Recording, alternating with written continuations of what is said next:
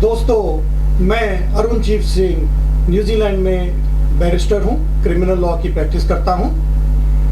India में जो social media के ऊपर पिछली 15 मार्च से जो जस्टिस यशवंत वर्मा हैं, दिल्ली हाई कोर्ट के जज, उनके खिलाफ और उनके बारे में बहुत वीडियोस बन रहे हैं। हर रोज सोशल मीडिया के ऊपर इसकी चर्चा हो रही है। तो सबसे पहले तो बात यह है कि ये खबर या ये मामला बिल्कुल भी दुनिया के सामने नहीं आना था यदि जस्टिस यशवंत वर्मा के स्टोर रूम में आग ना लगती। तो वहाँ से ये सारी कहानी की शुरुआत होती है कि उनके स्टोर रूम में आग लगी और रात को किसी ने फ़ोन किया पुलिस को। उनके स्टाफ ने किया कि उनके घर वालों जो भी जस्टिस वर्मा के घर में थे उन्होंने किया, या उनके पीए ने किया, किसी ने भी पुलिस को सूचित किया और फायर ब्रिगेड को बुलाया कि घर के स्टोर रूम में आग लगी है। तो इतना तो पता है कि पुलिस को रात के 11 और 12 बजे के बीच में, जो 14 तारीख की थी, वो 15 सुबह बन गई होगी, पुलिस को सूचना मिल गई थी कि वहाँ पे स्टोर रूम में आग लगी है। तो पुलिस का सबसे पहला काम होना चाहिए था कि उन नोटों को सीज करें, क्योंकि वो करेंसी नोट थे। करेंसी नोट्स एक जज के घर में ऐसे जलते हुए पाए गए, तो वो शक तो सभी को होना चाहिए। तो पुलिस ने उस शक में रहते हुए सबसे पहले क्या उन करेंसी नोट्स की फोटोग्राफ्स ली, क्या पुलिस ने उन करेंसी नोट्स जो जले हुए थे उनको कब्जे में लिया, क्या उन्होंने जो दमकल वाले फायर ब्रिगेड वाले ऑफिसर्स थे जिन्होंने वो वीडियो बनाई, क्या उनके बयान लिए, और क्या वहाँ पे जिस व्यक्ति ने पुलिस को या फायर ब्रिगेड को सूचना दी कि स्टोर रूम में आग लगी है उसका बयान लिया। ये सारे चश्मदीद गवाह थे उस वीडियो के या उस रिकवरी के या उस व्यू के जो जले हुए नोट जस्टिस वर्मा के स्टोर रूम में थे। और फिर एक हफ्ते बाद इस बात के टाइम्स ऑफ इंडिया को या और मीडिया चैनल्स को किसने खबर दी कि जस्टिस वर्मा के घर में 14 या 15 तारीख की रात को आग लगी थी स्टोर रूम में, और स्टोर रूम में ऐसा वीडियो आया। किसने खबर दी होगी? पुलिस ने। प्रिजम्पशन तो यही जाती है, क्योंकि या फायर ब्रिगेड वालों ने दी होगी या पुलिस वालों ने दी होगी। तीसरे व्यक्ति किसको पता था? तो वो जस्टिस वर्मा के घर में थे। तो इसलिए पुलिस की सबसे पहले शक इसके पुलिस के खिलाफ जाता है कि उन्होंने जो प्रिलिमिनरी इन्वेस्टिगेशन थी वो क्यों नहीं की, यदि की तो वो पब्लिक डोमेन में क्यों नहीं डाली, क्यों पब्लिक में जो पुलिस कमिश्नर या पुलिस के कोई ऑफिसर स्पोक्स पर्सन ने आके इसके बारे में बयान नहीं दिए। तो हो सकता है कि वो नोट जो हो असली, कुछ करेंसी के नोट हों, हजारों के, 5-10 हज़ार के, वो वीडियो में दिखाने थे, तो वो वीडियो में ऊपर रख के उनके घर में जो स्टोर रूम है वहाँ पे किसी ने जानबूझ के आग लगाई, और नीचे सारे वो कागज होंगे, रबिश पेपर्स होंगे, और ये वीडियो बनाई, और फिर ये वीडियो लीक की मीडिया में, जो टाइम्स ऑफ इंडिया को या किसी और चैनल्स को दी। तो ये सारी साजिश की सुई जो है वो पुलिस के ऊपर जाती है। अब हैरानी की बात ये है कि यदि chief justice of Delhi high court को दिल्ली पुलिस से इंफॉर्मेशन मिलती है कि यहाँ पे ऐसे करेंसी नोट्स जले हुए पाए गए जस्टिस वर्मा के स्टोर रूम से, तो वो कैसे पता लगा होगा? या तो फोन किया होगा, या कोई police officer chief justice of Delhi high court के घर पे गया होगा रात को या दिन में, और फिर chief justice of Delhi high court ने एज अ प्रूडेंट पर्सन, जो एक होशियार व्यक्ति होता है, क्या किया होगा? तो उन्होंने, जो भी पुलिस ऑफिसर ने उनको इंफॉर्मेशन दी होगी, उनको पहले लिखित में लेना चाहिए कि भाई whatever you are telling me, please write and give a piece of paper and write everything what you have told me. और वो एक document chief justice of Delhi high court के पास आ जाता, जो इनको फर्स्ट इंफॉर्मेशन दी मिली, वो उनके पास फर्स्ट हैंड इंफॉर्मेशन रिटर्न में होती। Chief justice of Delhi high court ने ऐसी तो कोई डॉक्यूमेंट पब्लिक डोमेन में अभी तक नहीं आया कि chief justice of Delhi high court ने पुलिस से ऐसी कोई रिटर्न में कुछ लिया हो। तो क्या ये जज बनने के काबिल हैं कि उनको एक पुलिस ऑफिसर या फायर ब्रिगेड ऑफिसर उनको कोई इंफॉर्मेशन दे रहा है और ऐसी सेंसिटिव इंफॉर्मेशन दे रहा है अपने उनके जज के बारे में, तो वो रिटर्न में नहीं लेंगे? सबसे पहले उनको रिटर्न में लेनी चाहिए थी। पहले तो पुलिस ने कोई कार्रवाई नहीं की प्रिलिमिनरी, और फिर chief justice of Delhi high court है वो भी अनजान बन रहे हैं। तो उन्होंने कब इंफॉर्मेशन उनको पता लगी कि जस्टिस वर्मा के स्टोर रूम में ये जले हुए नोट मिले? तो वो मीडिया में आ रहा है कि वो 15 मार्च को दोपहर के बाद मिले, इंफॉर्मेशन मिली उनको chief justice of Delhi high court को, और उन्होंने फिर चीफ जस्टिस ऑफ इंडिया को बताया 15 मार्च को। तो पुलिस 15 मार्च को क्या कर रही थी जब तक उन्होंने दिल्ली हाई कोर्ट के चीफ जस्टिस को इंफॉर्मेशन नहीं दी? और वो रात को ही क्यों नहीं दी? अगर उनके पास ये इंफॉर्मेशन थी तो उन्होंने 15 तारीख सुबह 4 बजे, 5 बजे, 6 बजे, 7 बजे, 8 बजे क्यों नहीं chief justice of Delhi high court को इंफॉर्मेशन दी? कि वो उनके लिए इंपॉर्टेंट नहीं थी? इससे बड़ी इंपॉर्टेंट इंफॉर्मेशन और क्या होगी पूरी दुनिया के लिए, जो इंडिया में जुडिशरी के ऊपर कटाक्ष करते हैं, क्वेश्चन करते हैं। प्रिजम्पशन है लॉ की कि जब तक आपको प्रूव गिल्टी नहीं किया जाता आप इनोसेंट माने जाएंगे। तो चीफ जस्टिस ऑफ इंडिया ने ये पब्लिक डोमेन में डाल के एक हवा बनाने की कोशिश की कि जस्टिस वर्मा के खिलाफ ये एविडेंस है, ये एलिगेशंस हैं और ये इनकी अपने बयान है।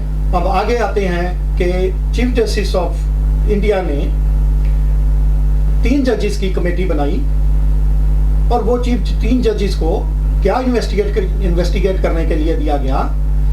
3 ही मुद्दे हैं। पहला मुद्दा कि जस्टिस वर्मा के घर में जो जले हुए करेंसी नोट्स हैं उनका किसके साथ संबंध है, चाहे क्या जस्टिस वर्मा के साथ संबंध है या किसी और के साथ संबंध है। दूसरा,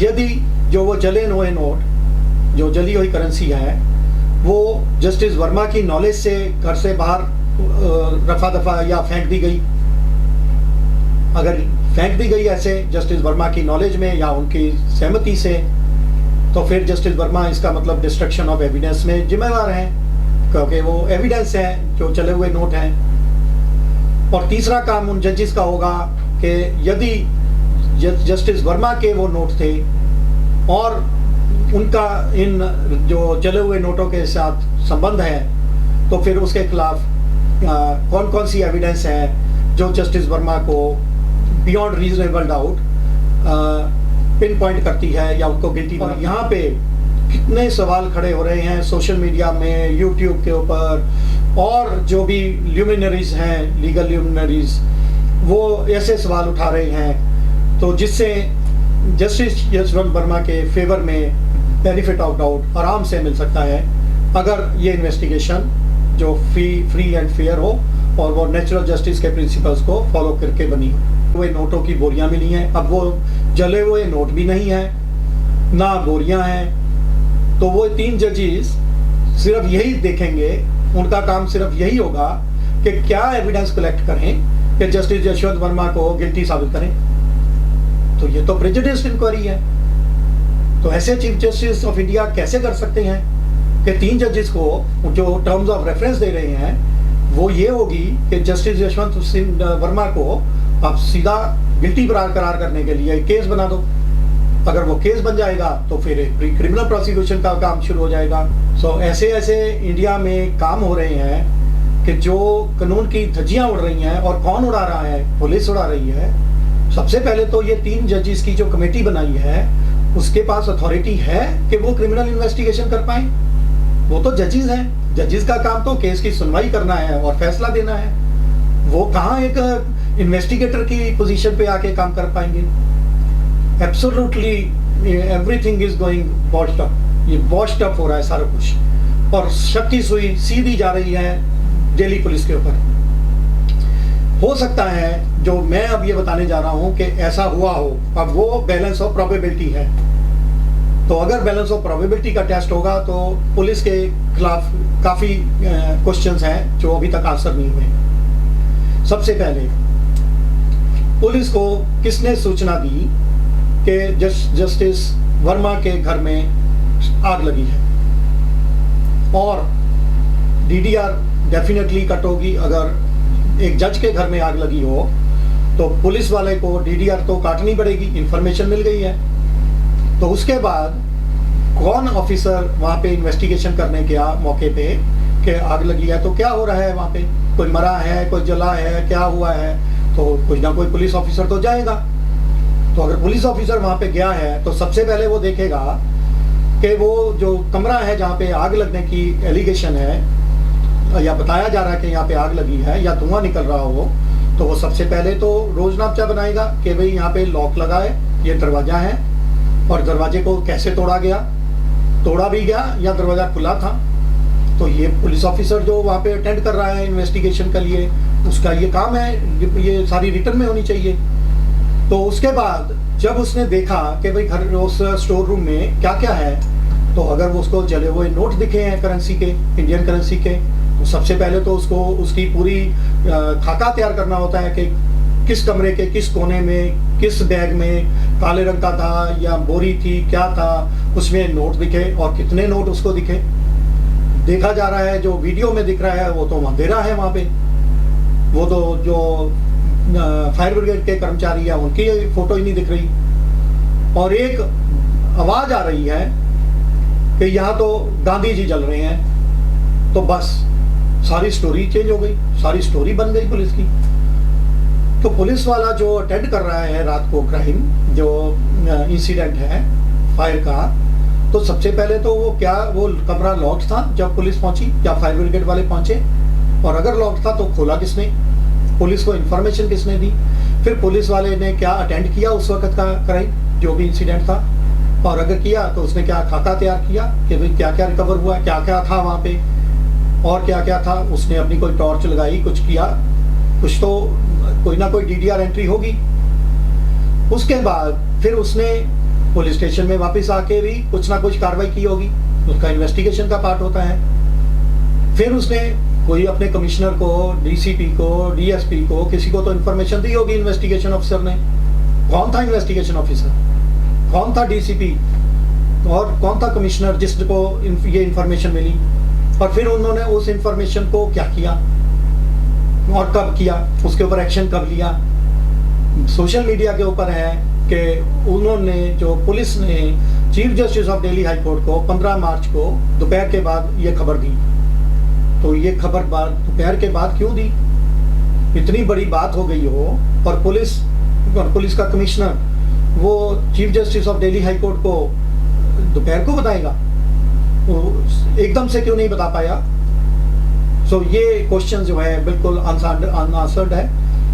और उसके बाद जब ये chief justice of Delhi high court के पास ये इंफॉर्मेशन पहुंची तो उन्होंने पुलिस को क्या क्या हिदायतें दी। तो अब chief justice of Delhi high court के पास इतनी समझ तो होगी, हम एक्सपेक्ट कर सकते हैं कि उसने आगे क्या किया होगा कि भैया तुम अपनी रिपोर्ट बनाओ, पुलिस के पास जो काम पावर है, जो उसकी ड्यूटी है वो पूरी करो। बाकी की बात चीफ जस्टिस के साथ, चीफ जस्टिस ऑफ इंडिया के साथ क्या करना है वो तो chief justice of Delhi high court अपने आप देखेंगे, इसका पुलिस से तो कोई संबंध ही नहीं है। तो दिल्ली हाई कोर्ट के चीफ जस्टिस का रोल यहाँ पे बहुत सस्पिशियस लग रहा है कि उन्होंने दिल्ली पुलिस को क्या बोला कि भाई क्या करें वो, they should do their duty as per the law. Whether chief justice of Delhi high court ensured that the police have completed their task which was required under the circumstances।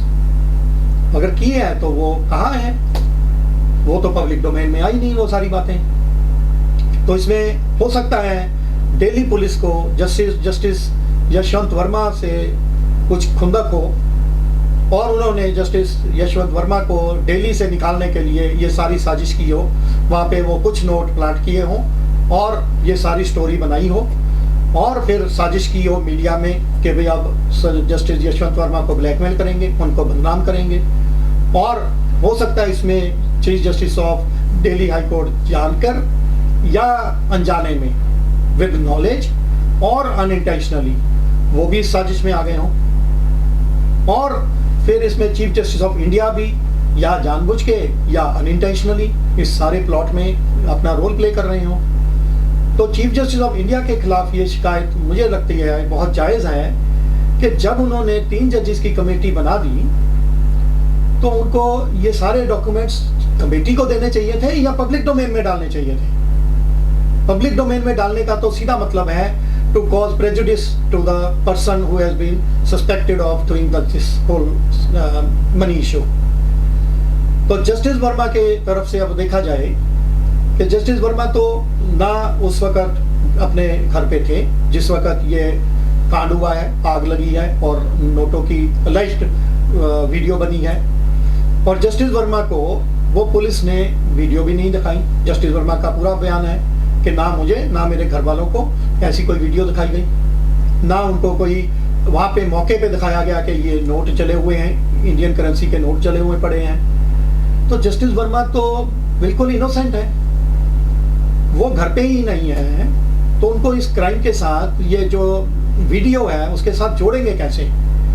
फिर 15 मार्च को किस व्यक्ति ने उनके वहाँ जो स्टोर रूम है वहाँ से वो सफाई करके जो कचरा है वो नोट उसमें भी थे वो भी बाहर फेंके हुए हैं, किसने फेंके? तो ये पुलिस इन्वेस्टिगेशन क्यों नहीं कर रही? अगर कर रही है तो उसको पब्लिक में डोमेन में क्यों नहीं है? और क्या वो चीफ जस्टिस जो जजेस हैं, 3 जजेस की कमेटी है, उसको दिया जाएगा? उनके पास क्या रिसोर्सेज हैं, क्या इंफॉर्मेशन है, क्या डॉक्यूमेंटेशन है? ये तो लगता है कि जो पब्लिक डोमेन में है वही उनके पास होगा। तो ये पुलिस क्या कर रही है? अपनी कार्रवाई अगर पुलिस कानूनी तरीके से कर रही होती तो जस्टिस यशवंत वर्मा ने अगर ऐसा कोई जखीरा इंडियन करेंसी के नोटों का अपने स्टोर रूम में रखा होगा, जो कि एक बहुत मूर्खतापूर्ण बात है कि अगर उसको जस्टिस वर्मा को पता है कि नोट जो है वो बहुत वैल्यूएबल हैं, उनकी कितनी कीमत है, तो वो बोरों में भर के स्टोर रूम में रखेंगे। उनके घर में और कोई जगह नहीं है, अगर उन्होंने छुपाना ही है अपने, वो उनकी मनी है तो वो कहीं भी रख सकते हैं। तो स्टोर रूम में क्यों रखेंगे? बात ये इतनी आ रही है कि वो स्टोर रूम में क्यों रखेंगे? अगर जिस व्यक्ति को इंडियन करेंसी की वैल्यू पता हो तो वो स्टोर रूम में रखेगा, और वो भी अगर लॉक्ड है या अनलॉक्ड है तो वो पुलिस को कुछ नहीं है उसके खाका तैयार करना होगा। तो ये सारे अनआंसर्ड क्वेश्चन जो है वो सीधी जो शक की सुई है वो दिल्ली पुलिस के ऊपर डाल रही है। उसके बाद ये जो चीफ जस्टिस ऑफ इंडिया ने जो जस्टिस यशवंत वर्मा से उनको ट्रांसफर का ऑर्डर भी कर दिया और उनसे काम लेने का भी ऑर्डर कर दिया, तो दैट डजंट मेक सेंस। यदि आपने उनको इलाहाबाद हाई कोर्ट में ट्रांसफर कर दिया तो या तो chief justice of Allahabad high court को डायरेक्शन हो कि उनसे काम ना लिया जाए, उनको कोई जुडिशियल वर्क ना दिया जाए। तो दिल्ली हाई कोर्ट के चीफ जस्टिस को ये डायरेक्शन देने की का तुक क्या है, क्या मतलब क्या है? जब उनके साथ वो काम ही नहीं कर रहे जस्टिस वर्मा, तो chief justice of Delhi high court को ये डायरेक्शन की वैल्यू क्या है? उसका कोई पर्पस ही नहीं है कि इनसे काम वापस ले लो, इनको कोई काम ना दो। तो ये सवाल जो हैं ये मुझे लगता है कि ये ऊपर से शुरू हो रही है साजिश। नहीं तो जस्टिस वर्मा को कोई जल्दबाजी नहीं करनी चाहिए थी, वो भी उनका ब्रदर जज है। सुप्रीम कोर्ट और हाई कोर्ट के जजेस एक दूसरे से सबॉर्डिनेट नहीं होते, तो ये भी उनके ब्रदर जज हैं जस्टिस यशवंत वर्मा। तो उनके साथ ये क्या हो रहा था कि जस्टिस जो संजीव खन्ना है उन्होंने आनन फानन में ये पब्लिक डोमेन में डाल दिया, और ये नहीं बता रहे कि पुलिस ने अपनी कार्रवाई क्या की है। पुलिस का तो कोई वहाँ पे रिकॉर्ड ही नहीं है डोमेन में, पब्लिक डोमेन में। तो क्यों नहीं है? क्यों chief justice of Delhi high court और chief justice of India Delhi police को कटघरे में क्यों नहीं खड़ा रहे?